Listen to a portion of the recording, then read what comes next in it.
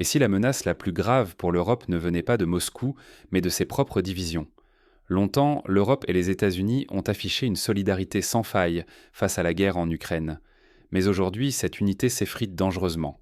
Washington se retire peu à peu, laissant Bruxelles gérer seul le dossier ukrainien. L'administration américaine se concentre désormais sur ses priorités internes, transférant la responsabilité à ses alliés européens, alors même que Kiev a besoin d'un appui sans précédent. En coulisses, les fractures se multiplient entre capitales européennes. Le déplacement surprise du Premier ministre hongrois à Moscou, sans consulter l'Union européenne, a jeté un froid. Désormais, chaque État défend ses propres intérêts, creusant les rivalités et affaiblissant la voie commune. Sur le terrain, le risque d'escalade grandit. Les attaques contre les navires civils en mer se multiplient, faisant planer la menace d'un nouveau conflit régional qui pourrait rapidement déborder d'Ukraine. À cela s'ajoute la colère croissante des opinions publiques, du nord au sud, usées par des années d'incertitude. Les gouvernements vacillent, poussés à revoir leurs priorités sous la pression de la rue, et soudain un nouveau virus, le H5N1, surgit. Le spectre d'une pandémie vient aggraver une Europe déjà fragilisée, testant la résilience d'États désunis et dépendants de partenaires hésitants. L'Europe est à la croisée des chemins. Désunion politique, perte d'influence mondiale, vulnérabilité économique et sanitaire. La moindre erreur pourrait transformer une crise régionale en basculement global.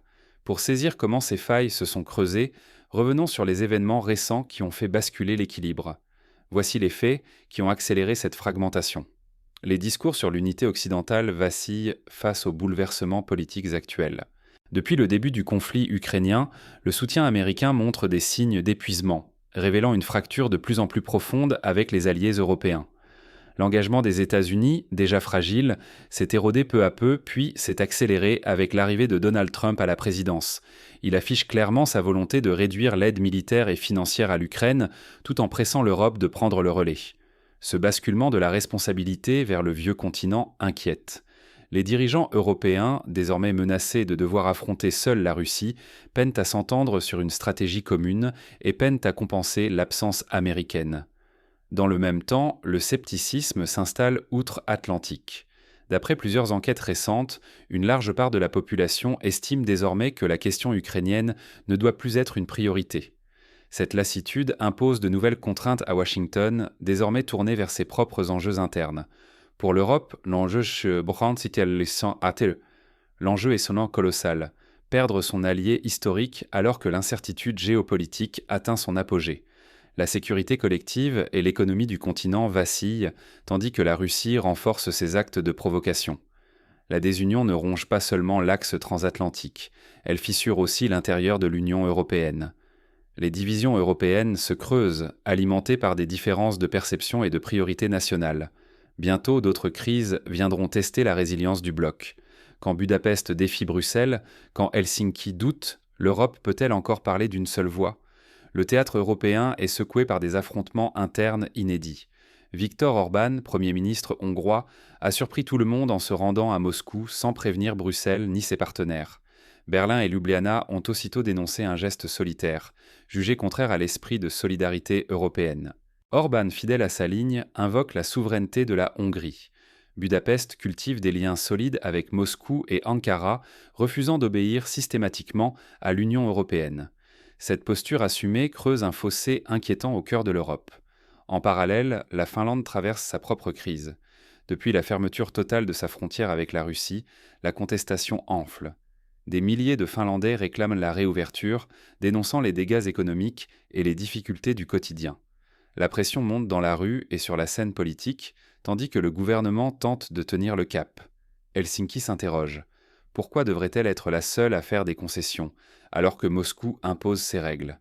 L'adhésion récente à l'OTAN, pour certains, n'a fait qu'attiser la tension avec la Russie.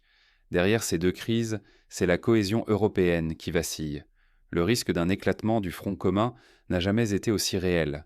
Les populistes, eux, réclament un retour aux intérêts nationaux, alimentant la défiance. À chaque fissure, la sécurité et la stabilité du continent sont en jeu. La voie unique de l'Europe s'effrite et partout la même question hante les esprits. Qui protège vraiment l'avenir du continent? À cette fragilité politique sont désormais des menaces militaires bien réelles. Mais le climat n'est pas seulement électrique sur le plan diplomatique. Dans ce contexte déjà tendu, l'Europe doit aussi faire face à de nouveaux périls sanitaires. Et si l'échec des pourparlers de paix plongeait la mer Noire et tout un continent dans le chaos, imaginez, les négociations s'effondrent, la tension explose et la mer Noire devient le théâtre d'attaques contre les pétroliers, risquant de déclencher une véritable guerre maritime. Chaque navire touché ne serait plus seulement une cible militaire, mais incarnerait l'effondrement de la stabilité régionale. Face à ce scénario, la Russie pourrait durcir sa position et entraîner d'autres puissances, provoquant des réactions en chaîne des États riverains et de leurs alliés. Le danger ? Une spirale incontrôlable, où chaque incident accentue la méfiance et multiplie les risques d'escalade militaire. La mer Noire et la Baltique jouent un rôle vital. Ensemble, elles assurent le transit de presque la moitié du pétrole brut et jusqu'à 70% des produits raffinés exportés par la Russie. Un simple blocage ou une série d'attaques suffirait à bouleverser l'équilibre énergétique mondial, affectant toutes les économies, de l'Europe à l'Asie. Le choc serait immédiat. Flambée des prix à la pompe, ralentissement industriel, tensions sur les chaînes logistiques, multiplication des protestations sociales. Les investisseurs fuiraient l'incertitude, risquant d'entraîner des récessions en cascade. Et les conséquences ne seraient pas que financières.